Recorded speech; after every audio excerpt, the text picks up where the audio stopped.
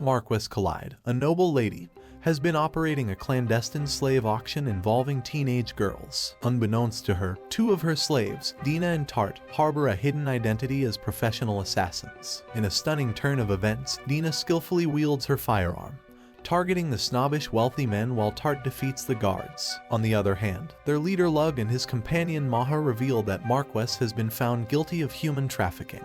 Consequently, Lug readies himself to eliminate Marquess Collide, and the scene seamlessly transitions into a captivating flashback, unveiling Lug's intriguing past. Astonishingly, it is revealed that Lug, known as the world's greatest assassin, was assigned by his organization to mentor a novice girl. However, their covert activities took an unexpected turn when an unmanned reconnaissance drone detected their presence. Despite this perilous situation, Lug's ingenuity and expertise allowed him to successfully evade capture, ensuring the escape of the novice girl under his protection. In a subsequent turn of events, Lug and the novice girl managed to acquire forged passports, intending to travel to Japan. However, their journey took a tragic turn when their aircraft fell victim to a meticulously orchestrated attack by a fighter jet, precisely set up by Lug's organization. The resulting devastation claimed Lug's life. Nevertheless, a stunning revelation unfolds as it is disclosed that Lug's soul was summoned by a divine entity, a goddess. In a profound encounter, she presents Lug with two distinct choices. The first option entails a complete cleansing of his soul, leading to rebirth as an entirely different individual. His memories would fade away, and he would embark on a new existence as an unfamiliar person. Alternatively, the goddess presents Lug with the second option, a tantalizing proposition. Should he accept, he would be reborn in another realm, retaining all his current memories, knowledge, and experiences. This would allow him to relish a brand new life in a world brimming with swords and sorcery. However, a formidable task would await him: the assassination of the hero. The goddess kindly serves Lug a cup of tea while explaining that being reborn in a new world with his memories is a stroke of great luck. Lug agrees to the second option, as he desires to experience emotions and live a life of his own instead of being a mere tool for others. The goddess proceeds to inform Lug about the world he will inhabit, instilling in his mind all the knowledge about the culture, technology, and the hero he must eventually defeat. Lug notices the presence of magic in this new world and asks the goddess why he must kill the hero. The goddess reveals that, after 16 years, the hero will defeat the demon lord and save the world. However, the hero will misuse his power, plunging the world into chaos, and in 18 years, the world will face destruction. Therefore, the goddess instructs Lug to assassinate the hero before he turns 18. Lug also realizes that the hero possesses exceptional abilities compared to other humans and requests the goddess to grant him the best possible abilities within reasonable limits. As a result, the goddess grants Lug the freedom to select his abilities, providing him with the option to save the world without resorting to the hero's assassination, if feasible. With this in mind, Lug begins choosing his skill cards, commencing with an S-rank skill known as Rapid Recovery. This remarkable ability significantly enhances the speed at which his stamina, mana, and overall healing abilities replenish, granting him swift recuperation in any situation. Next, Lug opts for an A-rank skill called Spell Weaver. This skill bestows upon him the power to craft new spells, with a repertoire of 100 spells to choose from. With this skill, Lug finds himself presented with boundless possibilities, enabling him to create unique and versatile magic. Following his selection of Spell Weaver, Lug decides on a B-rank skill called Limitless Growth. This skill allows him to rapidly advance and enhance all of his abilities within a short period. Through this skill, Lug can experience exponential progress, ensuring his continuous development and growth. Continuing with his choices, Lug picks a C-rank skill called Martial Arts. This skill encompasses all the combat techniques and skills essential for an assassin, equipping Lug with the necessary expertise to excel in close-quarters combat. Finally, Lug discreetly selects a D-rank skill without disclosing its nature, hinting at a hidden trump card he holds close to his chest. Moving on to the attributes, Lug chooses the fundamental 4 elements: earth, fire, wind, and water, each of which grants him a distinct affinity and connection to the corresponding elemental forces. Upon realizing the discrepancy between his 5 chosen skills and the hero's extensive repertoire of 30 skills, the goddess enlightens Lug about this significant difference. Undeterred, Lug embraces his new life as an infant, reborn into the prestigious Tuatha family of the Alvan Kingdom, a noble lineage renowned for their mastery in the art of assassination. As time passes, 7 years swiftly go by, during which Lug dedicates himself to honing his physical abilities. He becomes adept in the arts of hunting and cooking, employing these skills to foster his physical growth. However, he still finds himself unable to wield magic, longing to unlock this mystical potential within him. In due course, Lug's father, Cyan, summons him to the training room, where a meticulous examination of his physical growth and muscle development takes place. During this encounter, Lug unveils a hidden truth. The Tuatha family, revered as the Alvan Kingdom's top medical experts, possess a clandestine identity as assassins. They carry out the kingdom's secret orders, eliminating those who perpetrate evil acts and threaten the well-being of the realm. Blessed with exceptional talent, Lug ascends to the position of heir within his esteemed family. In a moment of great significance, Cyan bestows upon him the family's precious heirloom, the mystic eyes of Tuatha. This ancient heirloom, a well-guarded secret within the house of Tuatha, underwent magical surgery to enhance eyesight, granting the bearer the ability to perceive mana, a fundamental element of magic. The unique procedure significantly improves dynamic visual activity, depth perception, and low-light vision. Lug undergoes the transformative surgery to acquire the mystic eyes, a procedure that bestows upon him their extraordinary powers. Cyan assures Lug that he will be taught the surgery method in due time, enabling him to further understand and utilize the mystic eyes to their fullest potential. The following day, Cyan introduces Lug to his new instructor in the realm of magic, Daya Vikon. Renowned as one of the top 5 mages in the city of Wygel, Daya assumes the responsibility of guiding and instructing Lug in the intricate art of magic. With Daya's expertise and guidance, Lug embarks on a journey of magical discovery, honing his skills and deepening his understanding of the mystical forces that surround him. Lug's magical training commences as Daya presents him with a Far Stone, a special gemstone used for mana storage. To assess Lug's magical capacity, she instructs him to channel all his mana into the stone. To their astonishment, it is revealed that Lug possesses an immense amount of mana, causing the Far Stone to shatter. Recognizing the potential power of these stones as grenades, Lug eagerly asks Daya for more, but she declines, explaining that Far Stones are revered in her homeland of Vakon and are not given to people from other regions. Later that night, Daya sleeps in Lug's bed, and the following day, she provides him with another Far Stone to determine his elemental attributes. Surprisingly, Lug exhibits proficiency in all 4 attributes, while Daya reveals that she only possesses 2.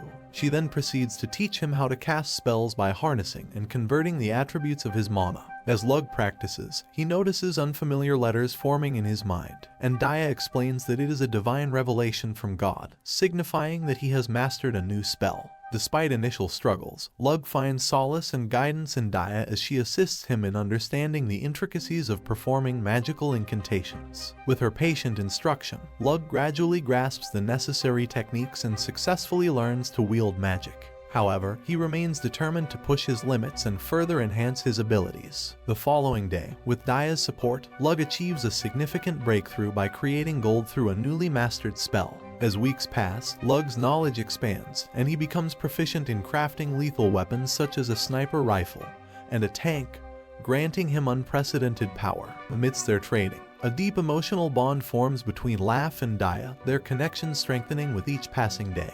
On their final night together, Lug presents Daya with a titanium knife as a heartfelt token of gratitude for her unwavering guidance in the realm of magic. Overwhelmed with happiness, Daya reciprocates by gifting Lug her personal Far Stone, a symbol of their enduring bond. Lug pledges to visit her soon, cherishing their friendship as Daya departs. Later, Lug's father, Cyan, imparts a crucial lesson to him by taking him to prison. Here, Cyan elucidates the concept that humanity itself is a necessary tool for the art of assassination.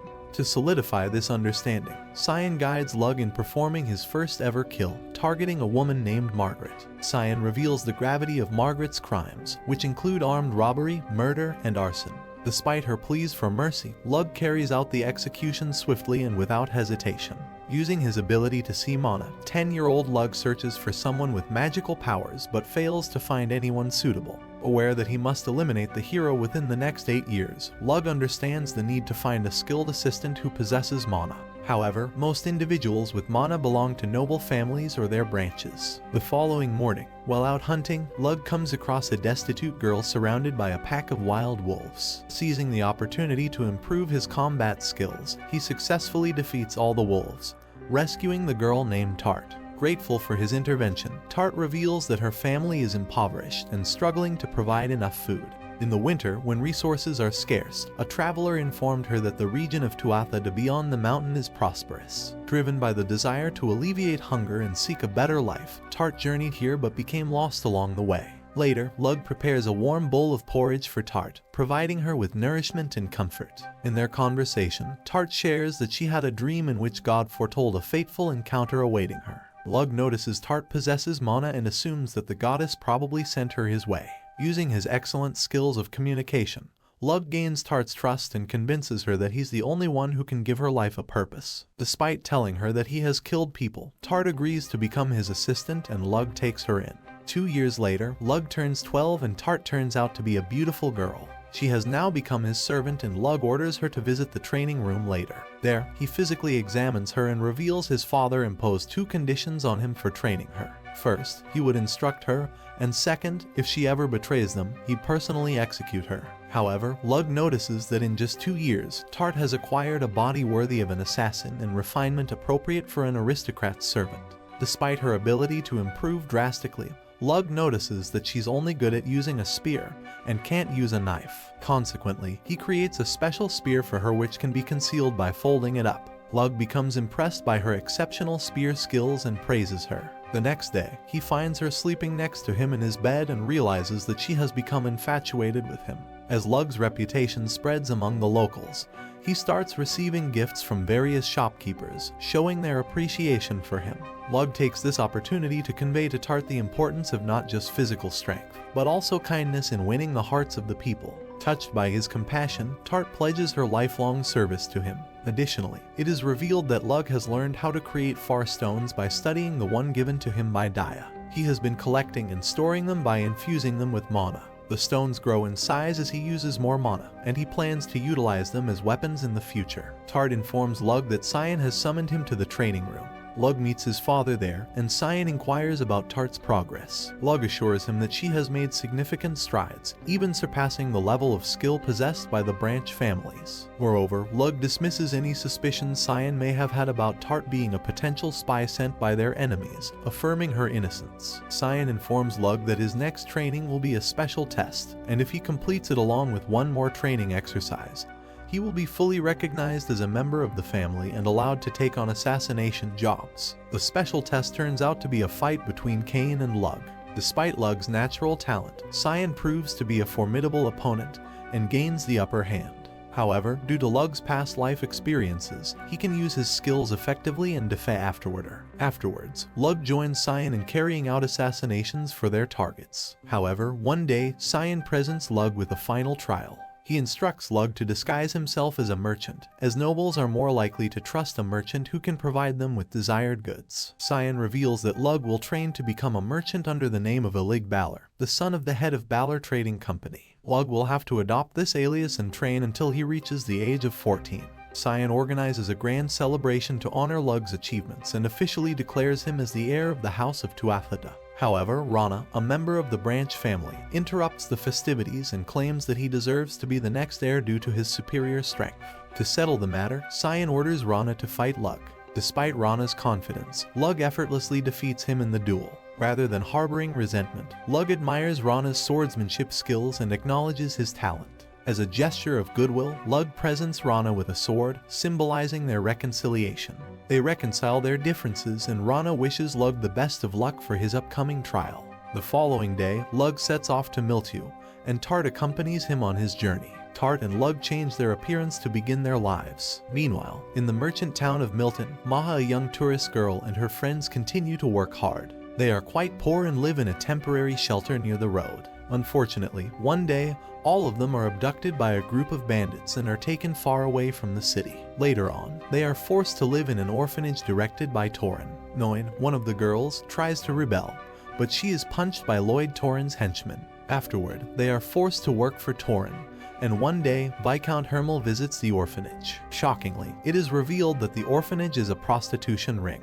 Ifa, one of the girls, is summoned by the Viscount to his lodging later at night. Later on, she returns and gets traumatized by the horrible experience. As the days pass by, the activities of the prostitution ring continue and all the girls except Maha are forced to participate in it. One day, overwhelmed by the trauma, Noin scars her face with a sickle to avoid working as a prostitute. 2 years later, Maha overhears Torn talking about her age and the fact that it's her turn now. She gets terrified and prepares to scar her face too, but Lug, under the disguise of Ilig Balor, saves her. Later on, Torin introduces him to the girls and Lug buys Maha. However, Torin promises to deliver her after 3 days and Lug leaves. Later, while getting escorted to another customer, Maha uses magic and tries to run away, but Lloyd, being a magic user himself, intervenes. Luckily, Lug arrives out of nowhere and saves Maha. On the other hand, Viscount Hermel gets arrested for illegal human trafficking thanks to help from Tart. The next day, all the girls are saved and Lug takes Maha with him.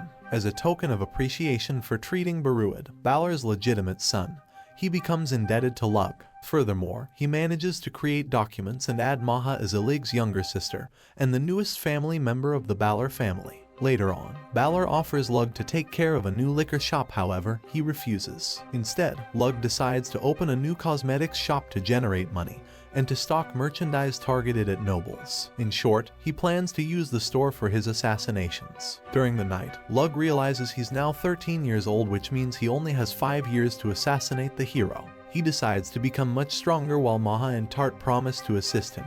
They even sleep with him in his bed, and Lug realizes both of them have become infatuated with him. The next morning, Lug describes his business plan to Balor and his wife Mira. He reveals that his primary products will be moisturizers and lotions, as they do not exist in this world. Surprisingly, Mira becomes highly impressed with the moisturizer and approves the plan.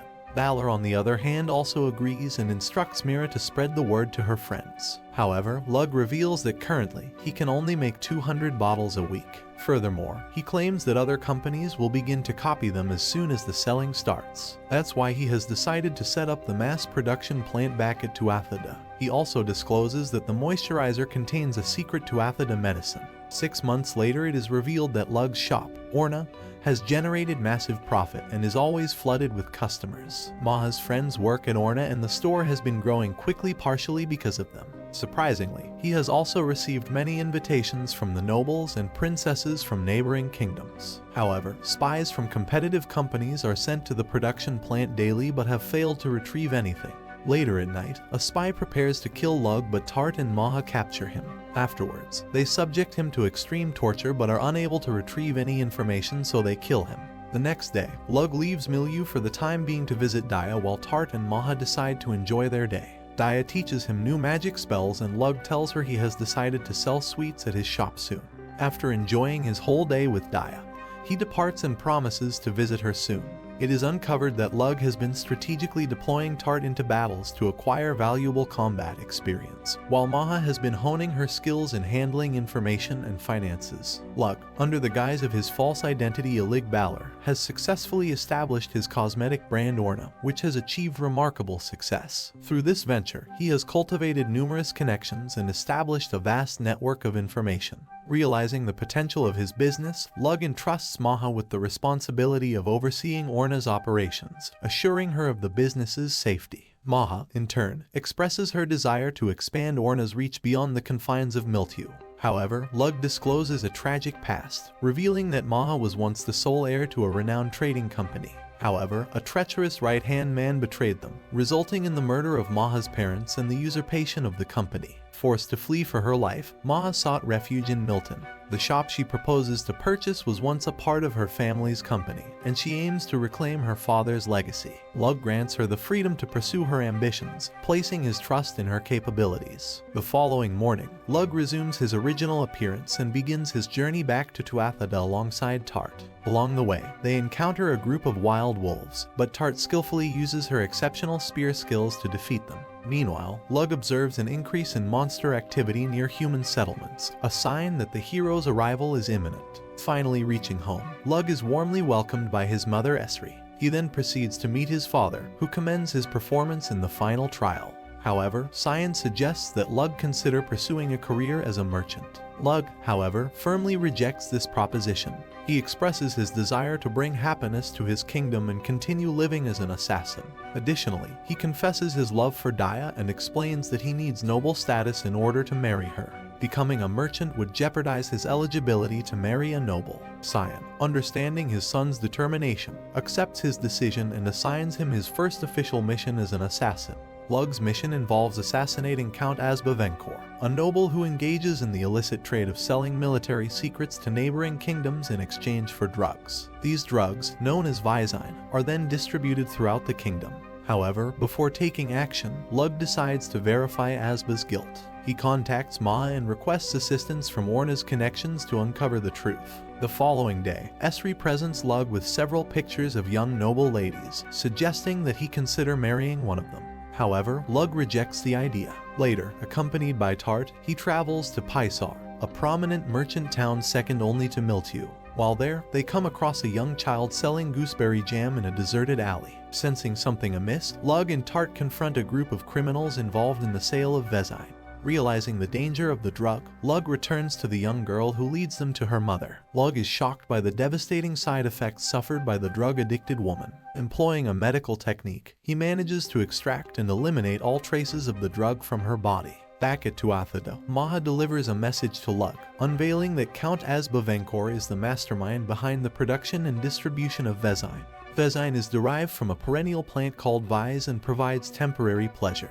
However, once the effects wear off, individuals suffer the same tragic fate as the mother of the young child they encountered earlier. Additionally, it is discovered that the Count spreads the drug to other regions under the guise of mafia involvement, claiming that the drug passes through his territory. With his doubts dispelled, Lug resolves to assassinate Count Venkor. The following day, accompanied by Maha, they make their way to the Count's mansion.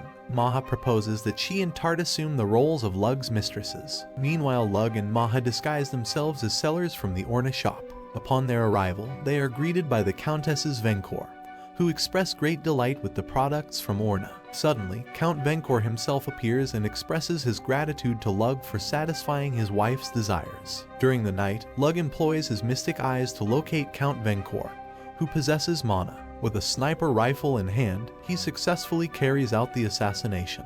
However, witnessing the mourning of the Count's wife deeply affects Lug, even though he does not regret eliminating his first target. By utilizing simpler vocabulary and sentence structures, the narrative of Lug's pursuit of Count Venkor and the moral conflicts he faces becomes more accessible and easier to follow. Lug and Tart return to the mainland after spending a whole month on an inhabited island. It is revealed that they went to the island to practice their magic skills and Maha gave them the suggestion.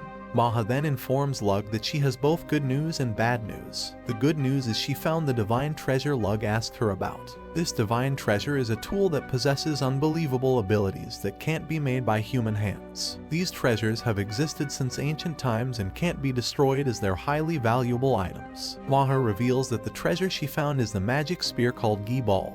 Furthermore, she's currently negotiating the purchase of said spear, and it is owned by a man named Satanta Magnus. He's also known as Kran's Hound, and the man is most likely to be the hero. Despite facing some difficulties with the negotiations, Maha assures Lug she'll be able to purchase the spear. However, the bad news is a civil war has broken out in the neighboring kingdom of Swoigel. What's worse is Daya's house. Vakon has joined as part of the kingdom's army. On the side of the rebel forces, there's a soldier giving them a lot of trouble. That soldier is none other than Satanta Magnus himself. The next morning, Lug visits Daya, who gets overwhelmed with happiness because of his sudden arrival. He informs Daya about the civil war, but she claims it's happening quite far away from her palace. Lug reveals that impudent nobles insulted the royal family and started a rebellion. Lug decides to use his power as a Lig Balor to help Daya and her family escape to a safe kingdom. However, Daya refuses as she has a responsibility of protecting her kingdom, her land, and its people. Instead, she offers Lug to go out on a date with her and he reluctantly agrees. She puts on a simple disguise and goes out to enjoy her date with him. Later on, they visit a restaurant and eat lasagna for lunch. There, Lug openly praises her and promises to cook a delicious meal for her next time. Afterwards, they encounter a young boy, Rico, and help him find his mother. Before ending their date, Daya takes Lug to the special hot springs famous in Vikon. There, Lug gets shy, but Daya forces him to take a bath together. However, Daya tells him that she loves her town and cannot abandon it by fleeing away. Furthermore, currently, her father is on the battlefield and he's quite strong. Afterwards, Lug and Daya share their first kiss. Later in the evening, Lug bids her farewell and promises to visit her soon. The next day, back in Tuatha, a wounded soldier orders Lug to assassinate Daya. However, Cyan informs Lug that he can decline the job if he wishes. Lug reveals that any association with the noble house of Vicone could escalate into an international problem, considering that House Tuatha carries out assassinations for the Alvan Kingdom's benefit. Lug believes that killing Daya would not serve their interests. Nonetheless, Cyan discloses that House Vicone fought for the royal army in Swoigel's civil war, resulting in their defeat. Consequently, Count Vicone surrendered a significant portion of his wealth and land. In an effort to prevent bloodshed, he ordered Daya's execution, surprisingly, with Daya's consent. The issue now lies in Vicone's vassals, who refuse to surrender Daya. They even attacked the envoys sent to retrieve Daya. Given House Vicone's popularity, not only their vassals but also their people have formed a volunteer army. They have barricaded themselves inside the castle, keeping Count Vicone and Daya confined within. Count Vicone, being treated as the instigator of a civil war, finds himself under attack as the army has already been dispatched to his castle, and the fighting has commenced. To Lug's astonishment, it is unveiled that it is Count Vicone himself who desires the execution of Daya. However, this is merely a ruse, as Count Vicone intends to feign Daya's death to facilitate her escape. It is the only viable means of saving her, and only the Tuatha possess the necessary capabilities. Lug recognizes that, as an individual, he possesses the agency to make his own judgments, choices, and desires. Ultimately, he embraces the job and resolves to rescue Daya for 3 compelling reasons. First, he feels indebted to her for imparting her knowledge of magic to him. Second, he harbors deep feelings of love for her. Third, he has made a promise to assist her. To Lug's surprise, Cyan discloses that Esri is a daughter of House Vicone, thereby making Daya Lug's cousin. Tart decides to employ her wind spell to aid Lug in reaching Vicone and conserve his magical energy to the fullest extent possible. Later on, Tart reaches her limit, but she resolves to give her all in order to help Lug reach Vicone. Unfortunately, Tart's mana depletes midway through their journey, but Lug expresses his gratitude and assures her that he will return with Daya. Subsequently, Lug finally arrives at Vicone's location, only to discover that the enemy numbers reach approximately 15-0, significantly outnumbering the Vicone forces, which consist of less than 200 individuals. Moreover, the enemy possesses a greater number of magic users. Despite this glaring disadvantage, Lug wonders how the Vicone forces are managing to hold their ground. Lug comprehends that they are in the midst of a war, and his victory conditions involve both rescuing Daya and staging her death. With strategic acumen, Lug fabricates a sniper rifle and decides to ruthlessly eliminate anyone attempting to take Daya, showing no mercy. He skillfully targets and neutralizes the enemy's magic users, employing the Far Stones as grenades to sow chaos among their ranks. This strategic disruption successfully enables Lug to clandestinely infiltrate Daya's room. Daya is overwhelmed with joy upon reuniting with Lug. Meanwhile, Count Dimmer Vicone devises a plan in collaboration with Lug. He discloses his intention to lure the enemy towards him, engaging in a destructive rampage, only to disappear after ensuring the escape of his allies. Subsequently, he will regroup and prepare for a counterattack, aiming to restore the kingdom to its rightful rulers. In parallel, Lug reveals his plan to stage Daya's death by setting fire to the room, attributing her demise to suicide. To execute this plan, Lug utilizes the corpse of a fallen soldier to simulate Daya's lifeless body. Lug instructs Daya to leap out of the window and exclaim, "It pains me to witness others getting harmed because of my existence, and I will not be subjected to anyone's control." Once she has completed this action, Lug intends to seal the window and ignite the room.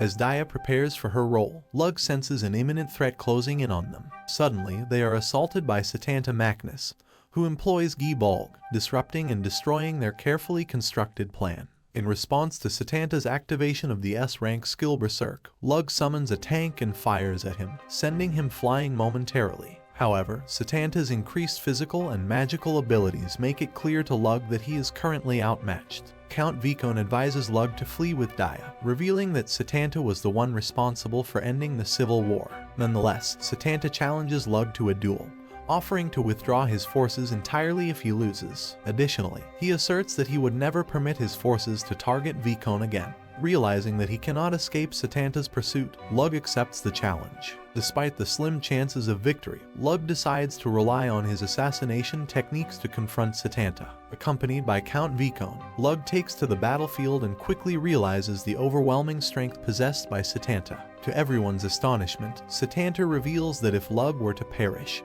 he would abduct Daya and mercilessly slaughter everyone else. Lug demands that Satanta withdraw his soldiers prior to the commencement of the battle. Subsequently, he utilizes an assassination spell inspired by a space-based weapon known as Rods from Gods. This devastating weapon, akin to a nuclear weapon, involves dropping a matter-based weapon from orbit. By launching a tungsten spear into space and skillfully directing the matter-based weapon towards Satanta, Lug succeeds in incinerating him. In the aftermath, Lug miraculously survives, and Daya, overwhelmed with gratitude, vows to repay him in her own way. In a moment of heightened emotions, Lug surprises Daya with a kiss, causing her to burst into tears of joy. Later on, Lug returns to House Tuatha alongside Daya, resuming his normal life. It is revealed that Daya's true identity has been concealed, and she assumes the role of Lug's younger sister, despite being 3 years his senior. Furthermore, Cyan discloses that the appearance of a hero in the Alvan Kingdom suggests that Satanta was not the true hero. Lug realizes that the Demon Lord's emergence is imminent, while Lord Epona Rhiannon, the hero, lands in the Alvan Kingdom.